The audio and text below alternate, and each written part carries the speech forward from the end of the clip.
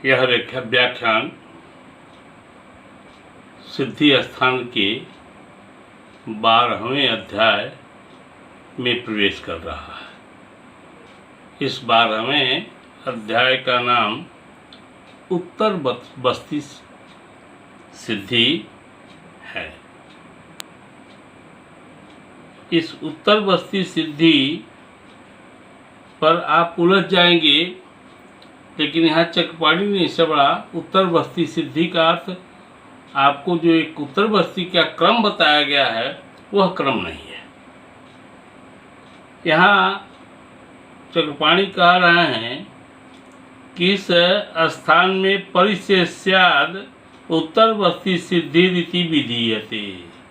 पूरे चरक संगता में जो मैं नहीं बोल पाया हूँ, नहीं बता पाया हूँ, वह बातें इस स्थान में मैं करूँगा। फिर दूसरे जगह उन्होंने आख्यायित किया कि उत्तराणाम श्रेष्ठानाम, उत्तराणाम श्रेष्ठानाम बस्ती नाम सिद्धि उत्तर बस्ती सिद्धि। श्रेष्ठ बस्तियों की श्रृंखला इस अध्याय में कही जाएंगी, इसलिए इस अध्याय का नाम उत्तर बस्ती है। लेकिन चरक संहिता का व्याख्यान आप लगातार लेते आ रहे हैं, लेकिन चरक संहिता के महत्व का प्रतिपादन महर्षि अग्निवेश के द्वारा यहाँ कहा गया है। इसलिए पहले हम चरक संहिता के महत्व को समझेंगे। कुछ पीछे के श्लोकों के बाद मैं प्रारंभ से इसे प्रारंभ करूँगा। श्लोक नंबर 53 देखें। रोगांश तेषां चिकित्सा च स किमर्थं न बुध्यते। चिकित्सा वा अग्निवेशस्य स्वस्थातुर्हितं प्रति यदि हस्ति तदन्यत्र यन्यस्ति न तत् क्वचित्। जो यहाँ नहीं है वह दूसरे जगह भी नहीं है। आचार्य कह रहे हैं कि रोग और रोगी की चिकित्सा का ज्ञान इस चरक संहिता के रहते हुए मनुष्य क्यों नहीं करते, ये अपने आप से प्रश्न है। यह अग्निवेश की चिकित्सा शास्त्र की संहिता स्वस्थ और आतुर इन दोनों व्यक्तियों के लिए है, और इन दोनों व्यक्तियों के लिए हितकारी है। जो चिकित्सा संबंधी ज्ञान इस संहिता में बताया गया है, वही ज्ञान आयुर्वेद के अन्य संहिताओं में भी है, और जो चिकित्सा विषयक ज्ञान इस संहिता में नहीं बताया गया है, वह ज्ञान किसी भी अन्य चिकित्सा संहिताओं में नहीं पाया जाता है। इसलिए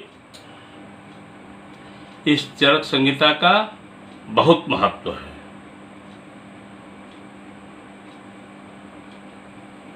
चरक संहिता के अध्ययन से लाभ पर चर्चा करते हुए श्लोक नंबर 51 देखें। कह रहे हैं आचार्य, इदम अखिलम अधित्य सम्यक अर्थान विमृशति यो अभिमाना प्रयोग नित्यः स मनुज सुख जीवित प्रदाता भवति धृति स्मृति बुद्धि धर्म वृद्धा। अर्थात इस चरक संहिता को संपूर्ण रूप से पढ़कर इसके अर्थों का ठीक ठीक ज्ञान रखने वाले जो विचार करते, ज्ञान रखकर जो विचार करते हैं,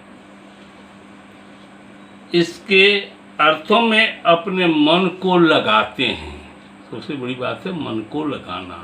जहाँ मन नहीं होता है वहाँ ज्ञान नहीं होता है। तथा इसमें बताए हुए योगों को सर्वदा प्रयोग करते हैं वह मनुष्य धीरता, स्मरण शक्ति, बुद्धि और धर्म को प्राप्त कर मनुष्यों को सुखपूर्वक जीवन देने वाले होते हैं। मनुष्यों को सुखपूर्वक जीवन देने वाले होते हैं, अर्थात सभी प्रकार के रोगों को दूर करने वाले होते हैं। इसके बाद और भी 52 में आचार्य कर रहे हैं, श्लोक नंबर अब यहाँ 52 देखिए। यस्य द्वादश शास्त्री हृदय तिष्ठति संहिता सो अर्थज्ञ सविचारज्ञ चिकित्सा कुशलश्च सह। जिस व्यक्ति के हृदय में इस संहिता में वर्णित 12,000 श्लोक वाली संहिता स्थित है, इस संहिता में 12,000 कुल श्लोक हैं, वह व्यक्ति अर्थों को जानने वाले हैं, वही विचारशील हैं तथा वही व्यक्ति चिकित्सा कुशल माने जाते हैं।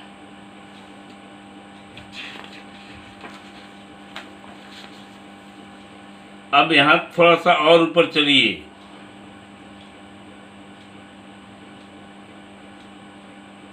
श्लोक नंबर 47 पे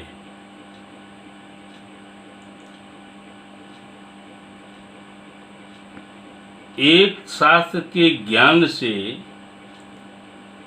अन्य शास्त्र का ज्ञान भी संभव है। इसी को श्लोक 47 में आचार्य कह रहे हैं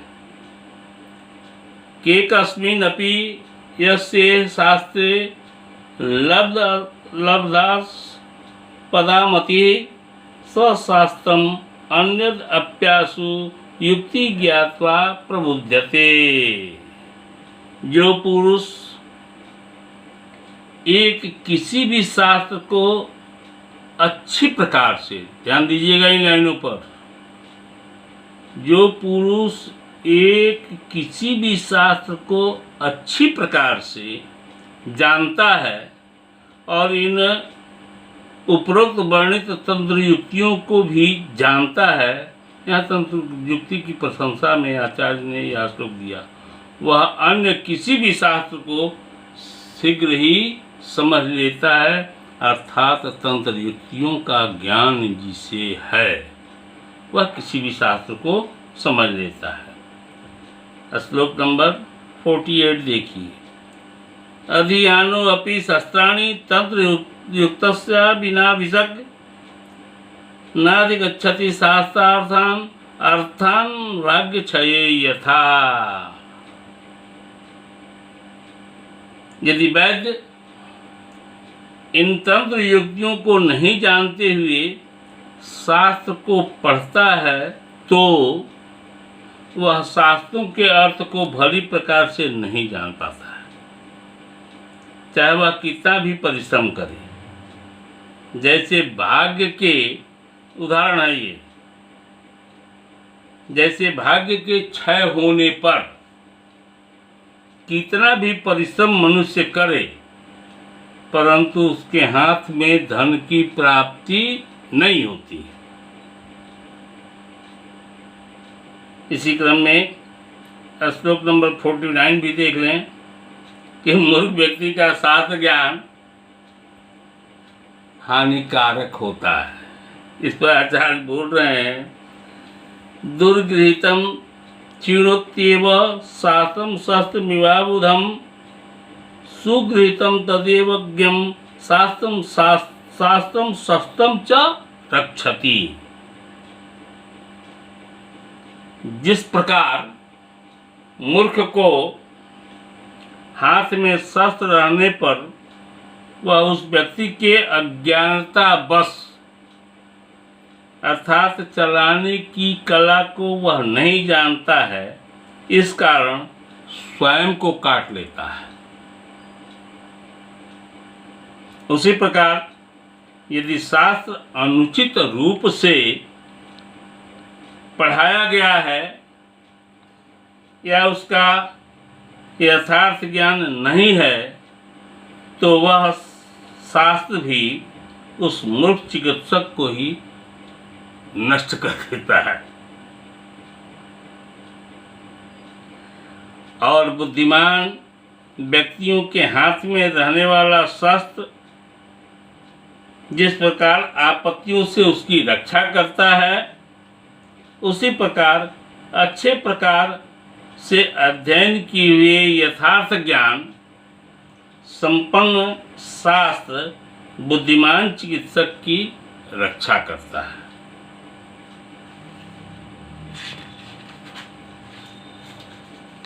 आइए अब अध्याय के प्रारंभ में 3, 4, 5 श्लोक देखें।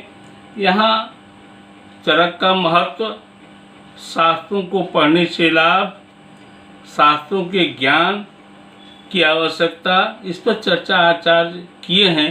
तो मैंने चाहा कि इसमें इस व्याख्यान के पहले ही परिधि में आईपी से सुन लें। अब मैं इस अध्याय के 3, 4, 5वें श्लोक की चर्चा करने जा रहा हूँ, जहाँ संशोधित व्यक्तियों की रक्षा के उपाय बताए गए हैं।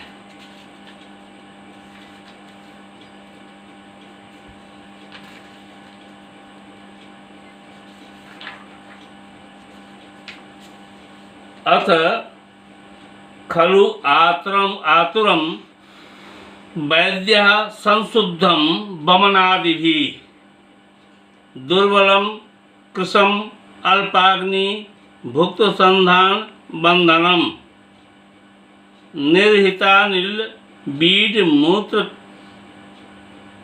कफ पित्तम कृशाशयम शून्य देहम प्रतिकार सहिष्णुम परिपालयेत् यथा अंडम तत्तरुणम पूर्णतैलपात्रम यथैव च। जिस प्रकार आगे अर्थ करते हैं। गोपाल इव दंडी गा सर्वस्मात् अपचारतः। यहाँ इन तीनों श्लोकों में संशोधित व्यक्तियों की रक्षा के लिए उपमाएं बताई गई हैं कि वमन, विरेचन आदि संशोधनों से शुद्ध, दुर्बल, कृश और जिसका संधि बंधन शिथिल हो गया हो, लिगामेंट ढीले पड़ गए हों, संधि बंधन शिथिल हो गया हो, मंद अग्नि वाले तथा जिन व्यक्तियों के शरीर से वात, मल, मूत्र, कफ और पित्त का निर्धारण किया गया है, अतः कृश आशय वाले अर्थात पक्वाशय, मलाशय, मूत्राशय, श्लेष्माशय तथा पित्ताशय जिसका खाली हो गया है, जिनका शरीर दूषित दोष धातु मल से शून्य हो गया है तथा शरीर के शून्य और दुर्बल हो जाने से जो व्यक्ति अन्य चिकित्सा कर्मों को सहन करने में सर्वथा असमर्थ हो गया है, ऐसे व्यक्तियों की रक्षा जिस प्रकार बड़ी सावधानी पूर्वक अपने तरुण अंडे की रक्षा पक्षी किया करते हैं,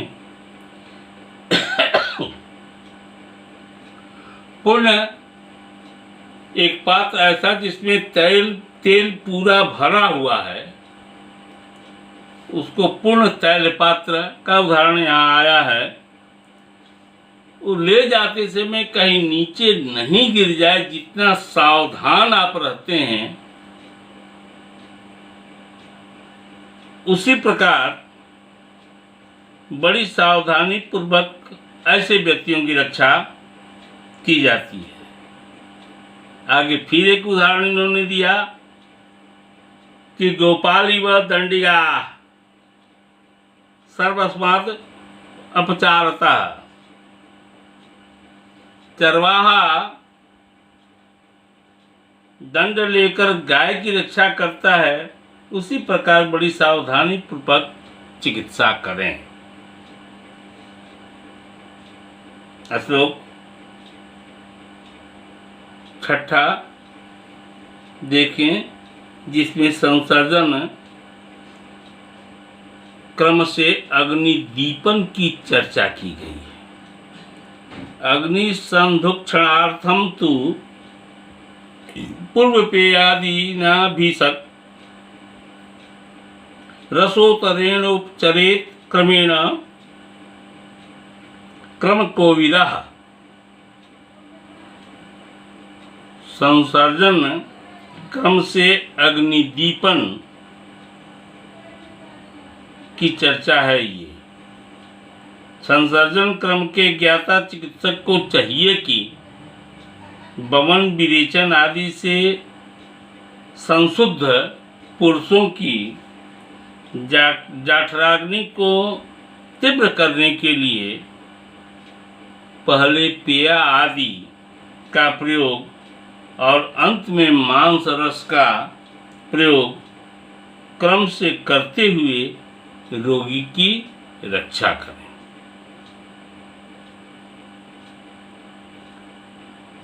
दूसरे व्याख्यान में 7वें श्लोक से चर्चा होगी, जिसमें संसर्जन क्रम में विभिन्न रसों का प्रयोग से व्याख्यान प्रारंभ होगा। धन्यवाद।